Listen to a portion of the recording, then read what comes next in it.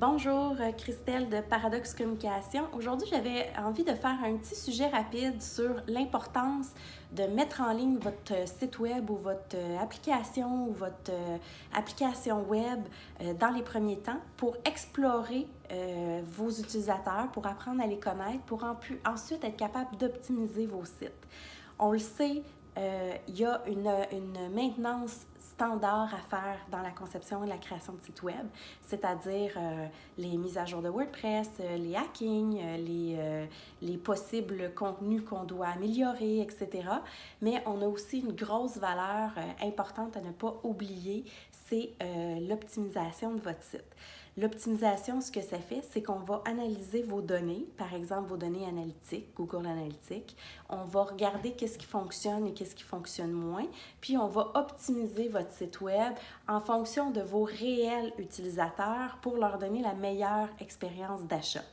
Par exemple, 2 boutiques en ligne de vêtements. Les deux vendent des t-shirts blancs, mais la marque est différente, puis le concept est différent. L'utilisateur qui va acheter vos t-shirts blancs vont peut-être réagir de façon différente.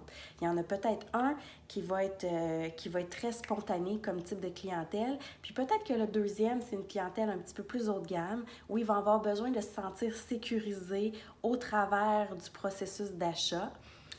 Par exemple, en indiquant la livraison gratuite, en indiquant les politiques de retour plus fréquemment sur le site. Ça peut être des petits détails comme ça qui vont améliorer le taux de conversion à travers le temps.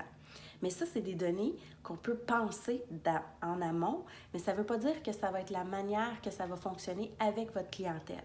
Fait que des fois, quand on fait un premier release, on est capable de tester le marché avec des véritables données, puis après faire des mises à jour, puis faire grossir le site web par la suite. Exemple, système d'inventaire, vous en avez un qui n'est pas en temps réel, relié à votre boutique physique. Puis sur le coup, quand on fait les discussions au niveau monétaire, c'était la meilleure option à utiliser. Mais dans le concret, vous vous rendez compte que l'utilisateur, il fait beaucoup d'achats spontanés sur le site web. Puis là, on arrive en magasin, il y a une vente qui se fait en magasin sur le même produit. Vous êtes pris avec un produit backorder, vous êtes obligé de faire un retour, etc. Fait que c'est des données puis des éléments qu'on n'aurait pas pu deviner d'emblée parce que les besoins au départ étaient différents des besoins concrets et réels. On le sait, les gens ne magasinent pas de la même manière en ligne que sur place. Donc, il faut s'adapter aussi à leur processus et leurs idées. Dans le cas d'une application, par exemple, on peut penser en rencontre, puis quand on parle, puis quand on élabore, puis quand on apprend à connaître notre clientèle, on peut penser que le client, ce qu'il priorise, c'est telle information. Par exemple, la demande d'information via un formulaire. On peut croire avec les données que nous, les concepteurs de web, et vous, le client, vous avez, que c'est ça que le client a besoin, puis c'est ça qu'il a besoin de répondre en premier. Mais peut-être que dans le concret, sur le site web, ça fonctionne différemment. Mais si on n'essaye pas, si on ne fait pas de release, on va faire un projet qui peut durer 6 mois, 8 mois, 1 an pour le mettre en ligne, pour devoir le réadapter après. Fait que des fois, c'est bien de faire plusieurs versions pour être capable de sortir un produit rapidement qui va répondre aux réels besoins de votre clientèle.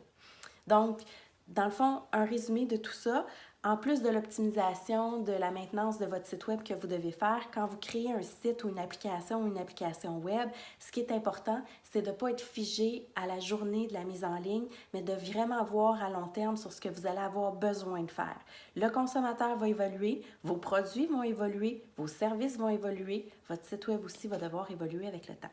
Gênez-vous pas si vous avez des questions, c'est mon rôle de vous aider à ce niveau-là. Vous pouvez m'écrire à cesserie@paradoxecommunication.com. Bonne journée!